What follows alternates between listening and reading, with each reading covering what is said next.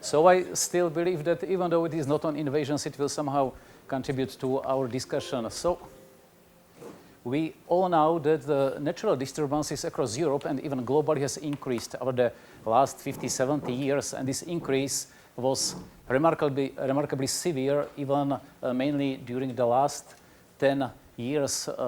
Drought event 2018 was a significant boost to these disturbance dynamics, and this disturbance intensification was observed across a range of agents from beetles, other biotic agents, whatever it is, to fire. In case of fire, we can see very specific pattern. These background fires are going down because of improved monitoring and control, but frequency and sizes of mega fires are quite increasing. What is very important, there is a very strong trend in these biotic agents, and we know that this is quite related to climate, with growing importance of drought, which is acting both as predisposing, triggering, and amplifying factor of outbreaks. We are experiencing also a very interesting phenomenon. It is increasing complexity of interactions between these disturbances. It means that we are experiencing novel disturbance chains like drought, outbreaks, and fire, and different interactions of them, which we haven't been experiencing before, and we actually do not have some cultural experience with them, and we struggle with managing such new dynamics. Maybe you may not know, but Czech Republic has become Europe's disturbance epicenter. After 2018, we experienced the most severe and extensive bark beetle outbreak in our recent history.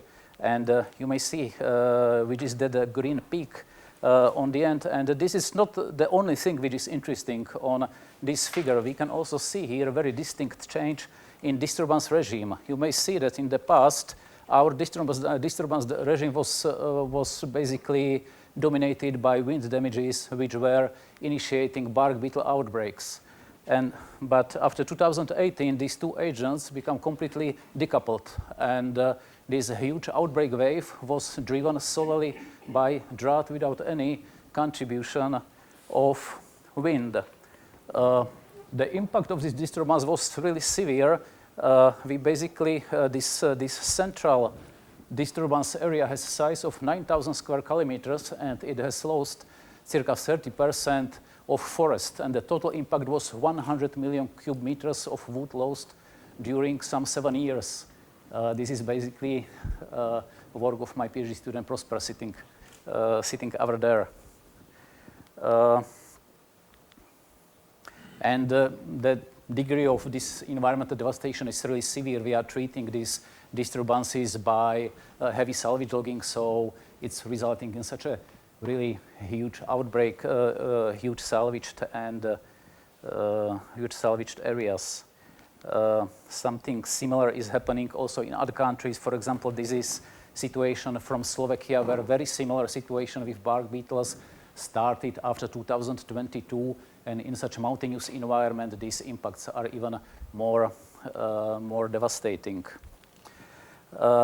Interesting thing is, or important thing is, that this all happened, that we know that there is a very strong climatic signal in these outbreaks and in all these events, and all this what we have seen has happened under warming level of circa 1.3, 1.5 of global temperature increase, and you may see what is ahead of us. So this future is quite gloomy.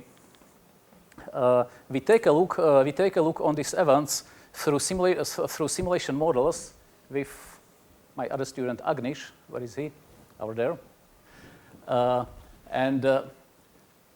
We take a look what such a regime change from wind-driven to drought-driven dynamics means for our forests. And you can see here that these peaks are wind throws, and these red lines, these are outbreaks initiated by the wind throws, and it is under some climatic scenario, so there is this strong amplifying effect of temperature and drought on outbreaks.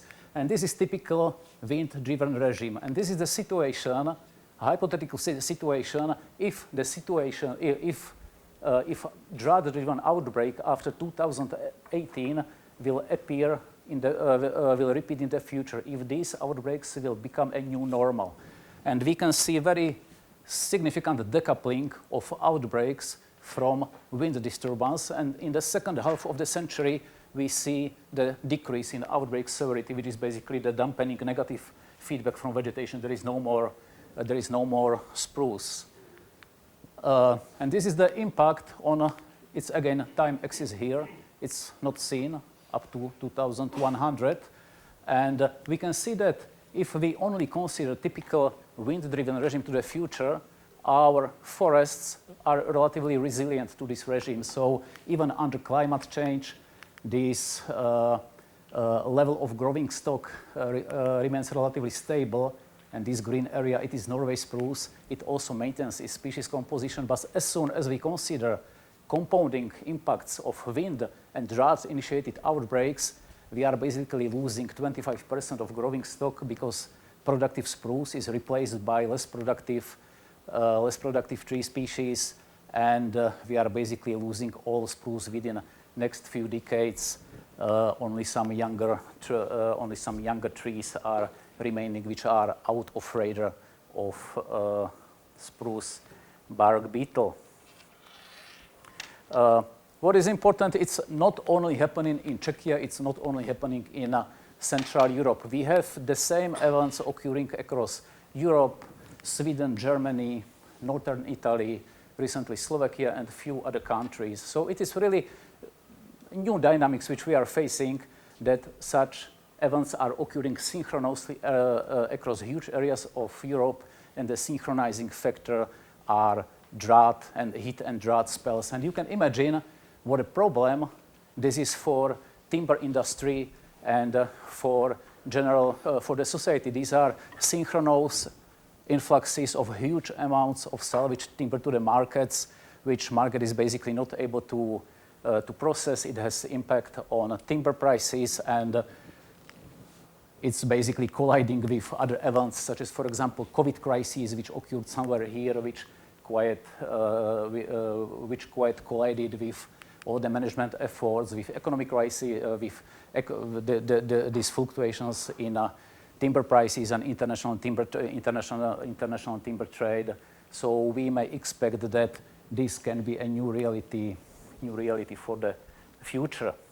And it's not only concerning spruce and spruce bark beetle. We are seeing similar very negative developments across other tree species. For example, silver fir, we are also facing large-scale mortality of pine trees in many regions. So basically, coniferous species are really, which are kind of cornerstones of European timber industry, are in quite bad situation. So why is it a problem? Why we need to talk about it so much? So first, we have our disturbances are simply bad for ecosystem services. We need some ecosystem services from the forest, and disturbances are bad for this. We formulated our demands on ecosystem services in different policies, like bioeconomic policies, biodiversity policies, climate policies, and there is simply a collision. As I mentioned in the beginning, disturbed areas can also act as gateways for invasive organisms, which you are much more aware of it than I am. But at the same time, I'm not good at this. Disturbances can also catalyze forest adaptation. They accelerate species turnover. So basically, adaptation, which we somehow neglected or underestimated in the past decades, can be now accelerated through these disturbances. They are essential for creating resilient, heterogeneous landscape. They are essential for biodiversity. And this is rendering quite complex picture. And now the question is, the situation is that we are definitively not able to engage this complexity, this complexity of disturbance regimes in our management planning, in our forestry strategies. So we are simply failing to operate in these new contradictory effects of disturbances and these new dynamics which we haven't experienced in the past. So we need information. We need to know how disturbance dynamics are changing, which tree species are being affected, which are most vulnerable, which emergent threats are occurring in biotic risks or in any other type of disturbance. There are really many different data sets which can provide such picture what's going on in the nature. But each of these data sets has some limitations. We, for example, have different plot-based assessment like ICP forests or national forest inventories. But there are limitations, for example, for assessing landscape scale impact on forest carbon or generally to dealing with disturbances which are wiping out hundreds of monitoring plots in a short period of time. There is a great advancement in remote sensing-based methods, but we are still experiencing severe limitations in damage attribution, simply which agent caused it and which species were affected. And using most of these data sets and methods, we generally, it's quite biased towards a few agents and few major agents. So what we have done, there is another source of data which is quite underestimated, maybe underappreciated, maybe not so broadly used as it could.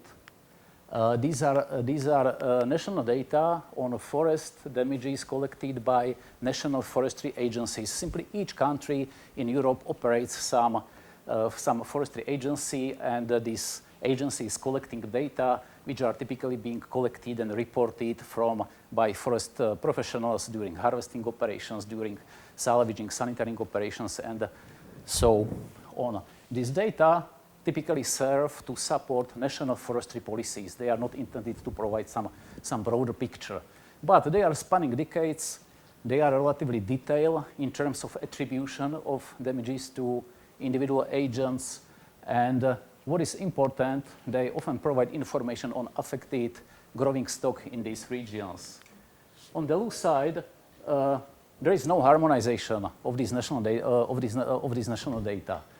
There are quite inconsistencies. Each country is doing it differently. Sometimes it's different even within a country. Over time, forestry legislation was changing in countries, so these systems could have been changing too. And data availability is limited because countries or these agencies are often treating this data as family silver, and it's not so easy to get to them, but not impossible. So we looked at it, and I like to talk to people. So I simply contacted experts from these national forestry agencies in these 16, 17 countries. They all together cover circa 60% of forests in the European Union. And it's covering 82 spatial units like this. So this means that each of these polygons has its time series, 22 years time series of forest damages, and it all together includes 50 insect species. Here we looked only on insects, though these data sets are more comprehensive. And this is just a look into the data set, how it may look like. So we defined such broader categories like borers on gymnosperms or borers on firms, simply several hierarchical levels. This is just first part, first page of this data set. And you can see that the different countries reported damages or tree mortality or tree defoliation by different agents. So this is just how it looks like in the database. And yes, these are time series, so we simply plotted, we simply generated such a Europe-wide picture. It's 17 countries, but let's say it's Europe-wide picture, and we can see quite interesting patterns. We make one aggregation for angiosperms, one aggregation for gymnosperms, and in angiosperms we have there mostly defoliating insects, so you can see there these typical cycles. In gymnosperms, the most interesting patterns are these borers, and it's very interesting to see that borers across host trees, spruce, pine, fir, it's different species, they are quite synchronous and basically responding to these millennial droughts, 2003, 2018, this pattern is very clear there.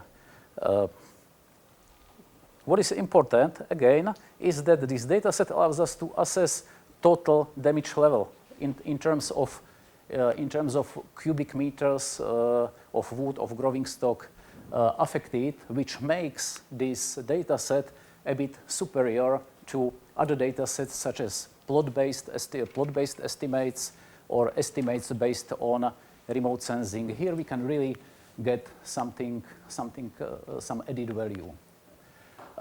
As we are dealing with time series, it's of course interesting to take a look at trends in this time series to see what is going up, what is going down, what are the patterns. So we took all this data, and these are basically, and we asked the most parsimonious question: is the damage going up or it is going down? So we somehow worked in a linear framework because time series are not so long, and so these are relative slopes of regression line. It was relatively complicated statistics behind, but I will skip this. So this means that the borers on gymnosperms were increasing at an annual rate of 4.4% during the last 22 years. And what's important, we see how is it going down. So basically all borers and all conifers are experiencing increasing damage, and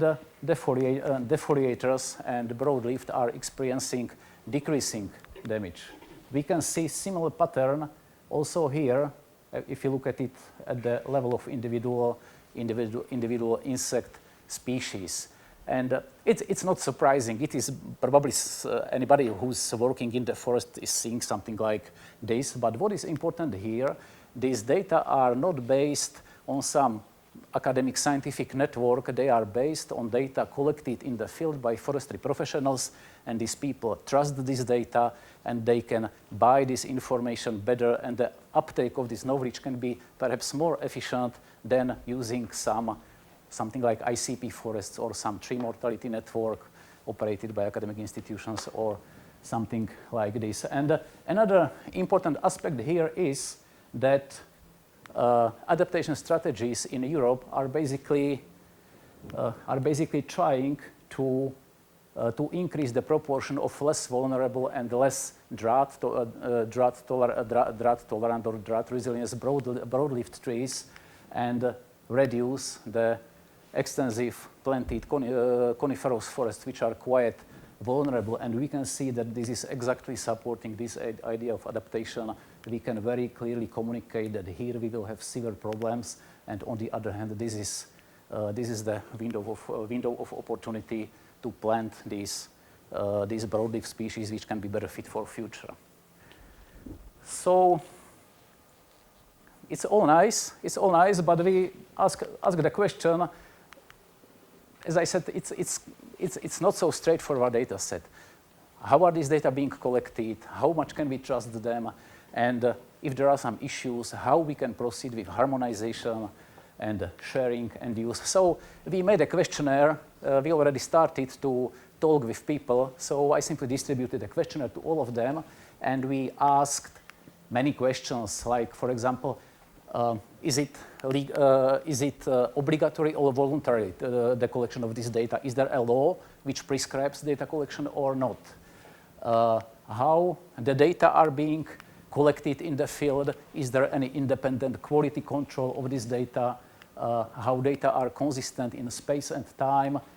Are the data translated to English, and are the spreadsheets placed on the web and somebody can simply take it and use it, or is it somewhere in some chest drawer that nobody can access, and so on? And here we can see some responses that, for example, on the bottom in this green part, you can see that in 84% of countries, the data are being collected by trained personnel. But independent quality control is being applied only in half of countries. And basically, temporal consistency is lower than spatial consistency. And here we can see that data collection is obligatory in most of the countries, but these institutional settings, how many organizations supervises the data, are quite unclear. Another view on this is data accessibility. Can we just take it and download it? Is it in spreadsheets? Do we have some metadata describing what is in? So basically, no country provides the metadata except for Finland or something like this. And everything is in national languages. This is UK, which is also national language, but okay, we said that we gave them point. So we collected all many data, and finally we analyzed this questionnaire using principal component analysis to see how all these systems work, and if there are some countries operating very robust system, some champion countries which can use as some template for the others or something like this. Again, thanks to Roman sitting over there who ran the analysis, my colleague. And we can see that here in this upper right border we have the champions. Okay, so this is quality axis you cannot see here on the top, but this vertical axis is correlated with quality, and this horizontal axis is more with the detail of damage attribution to agents, to quality of data acquisition procedure, and so on. So we can see that these countries here, Austria, Slovenia, Slovakia, Czechia, are performing quite well. And okay, we were thinking why we did it. So we didn't have any exploratory variables. It's any predictor variables. It's really exploratory analysis. And my guess is that it is one aspect is the legacy of Austro-Hungarian forestry, which was quite organized, and the other aspect is that these are basically post-socialist countries with quite centralized and organized forestry and record keeping, which is why we simply have quite good data here. Very interesting case is Germany. I would expect the Germans to perform well. And the reason why it is not so is that each single federal state is running its own system. And these federal state level systems, they are good. But if you put it together, you have just mess. So, but there are now initiatives how to harmonize it in Germany, also at the country level. Okay. Sorry, I didn't realize you were there. So, and this is basically the end of my presentation. This part doesn't have some clear conclusion. This is simply the first step, how we would like to start the communication with people, how to find the ways, how to make some minor improvements which could make data quality and sharing better, and how to collaborate towards some better damage assessment across Europe.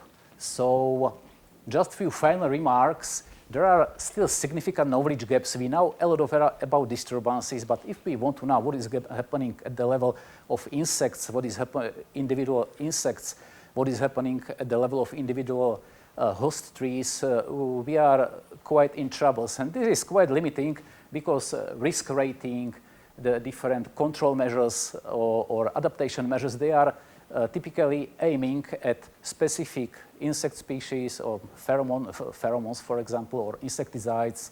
And if we are considering about adaptation planning, we are typically thinking about specific trees which we want to plant in some locations within adaptation planning. And here, for this, we really need the species perspective, which is currently lacking.